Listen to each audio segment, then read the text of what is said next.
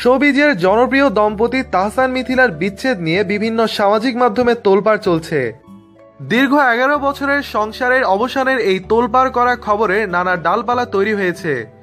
তবে এই প্রসঙ্গে কেউ কেউ তাহসানের সাথে বিদ্যা সিনহা মিমের সম্পর্কের জের টেনেছেন। অভিযোগটি নিয়ে মিম বলেন, বিষয়টি আমার কাছে খুবই বিব্রতকর, কারণ আমরা দুজনে একসাথে টিভিসির কাজ করেছি মাত্র, সেখানে প্রফেশনাল সম্পর্ক বা আন্ডারস্ট্যান্ডিংটাও দারুণ ছিল, কিন্তু তাই বলে প্রেমের সম্পর্ক এমনকি তাদের পারিবারিক জীবনের বিচ্ছেদের কারণ হিসেবে আমাকে জানানোটা খুবই বিব্রতকর।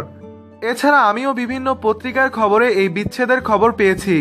ব্যক্তিগতভাবে আমি নিজেও ব্যথিত এরকম একটি সংবাদে, কিন্তু তাই বলে তাহসান ভাইয়ের সাথে আমার এরকম একটি সম্পর্কের কথা রটবে তা আমি কখনো ভাবিনি। সত্যি বিষয়টিতে আমি খুবই অবাক হয়েছি। উল্লেখ্য, গেল ভালোবাসা দিবস উপলক্ষে ক্লোজ আপ কাছে আসার অফলাইন গল্পে তাহসান খান ও বিদ্যা সিনহা মিম তোমার পিছু পিছু শিরোনামে একটি নাটকে একসঙ্গে হাজির হয়েছিল। মনসুর আহমেদের গল্পে নাটকটি নির্মাণ করেছিলেন মাবরুর রশিদ বান্না। নাটকটি বেশ সাড়া ফেলেছিল।